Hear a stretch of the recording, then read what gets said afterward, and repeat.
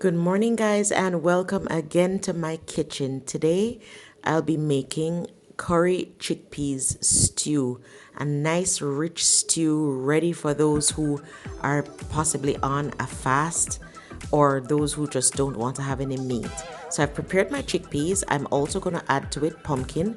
Pumpkin is going to allow my stew to be, to get that body that I need. This here is some garlic, crushed garlic I'm going to add to season my pot. Of course, I'm going to add scallion, thyme, and I'm going to add a half of an onion.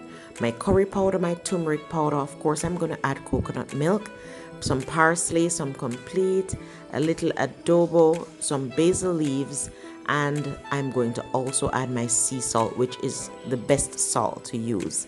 So guys, I'm going to show you how I do it in my kitchen, how I prepare my stew, and it's going to be so tasty, so rich, so full of body because of the pumpkin that I'm be adding, and I'm going to show you how I do it. I'm going to make it in my Instant Pot, and of course, I'm going to show you how to do that. My Scotch bonnet pepper will go in after I've pressured my peas because I don't want the pepper to burst in the soup and make it too hot.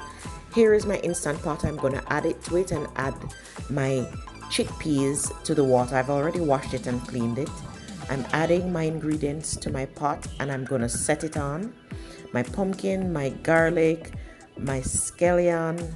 I'm adding my thyme, and of course my half of an onion. You don't have to cut the onion up, you can add it just like that and you will still get your flavor. Here I have added my coconut milk and I'm adding my powdered seasoning. So I'm adding some curry powder. I'm also adding some turmeric because, as you know, curry comes from the turmeric itself. It's one in the same, similar, but it adds an additional flavor. I'm adding a little complete, adding a little adobo seasoning. I'm gonna add my basil flakes, my parsley flakes, and of course I'm not going to leave out my salt because you have to season your pot to taste. So even though you add your seasonings here, you can stir them in, but while your pot has cooked, as you have turned off your pot, and you can taste it and you can adjust your seasonings based on the taste. Here I am choosing pressure because I'm going to pressure my chickpeas, and I'm going to set it on for about 20 minutes. 20 minutes in the Instant Pot is ideal to have those chickpeas nice and soft and ready for your stew. So I've set it on and I'm going to show you what it looks like after. Here we go. My peas have been cooked.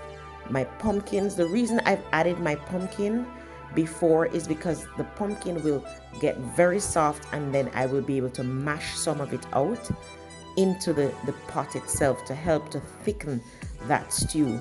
As you notice, I'm mashing some of the pumpkin. The pumpkin is so soft you just can press it on with the back of the spoon and it will just crush right out in your pot. I'm preparing also my food because my peas are now cooked and I'm now preparing my food to add to it. So here I have left on the skin on some of my sweet potatoes. My Irish potatoes I've peeled completely. The skin on the sweet potato will help with your fiber. It's really good. Just ensure you wash your potatoes and your food before. Carrots are here. Yams, my yams have started to discolor, but don't worry about that. You can squeeze a little lime juice on it sometimes to prevent it from getting discolored too quickly. Here I am adding it to my pot and I'm going to stir it in, cover it, put it on for another 10 minutes, and I'm going to select soup, and it's going to make my stew come out nice and beautiful. Of course, add your scotchy, don't leave that out. Here is my stew after I have put it on for the additional 10 minutes. All my food is cooked, my peas is ready, my stew is ready, and here I have shared it and I've sprinkled it with a little parsley flakes. Guys, I am so happy you have watched this. Any questions, feel free to reach out to me. Thank you again for watching. See you next time.